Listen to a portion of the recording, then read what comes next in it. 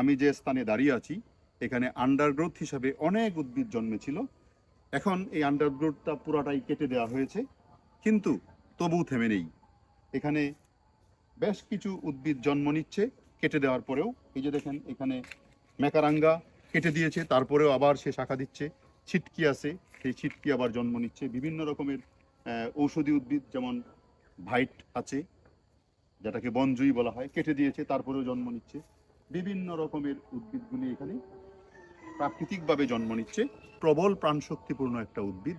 আমাদেরকে অনেক কষ্টে থেকেও, অনেক কষ্ট সহ্য করেও এই প্রকৃতিতে নিজেকে টিকিয়ে রাখার জন্য যুদ্ধ করে নিজে টিকে থেকে আমাদেরকে প্রতিনিয়ত উপকার করে যাচ্ছে।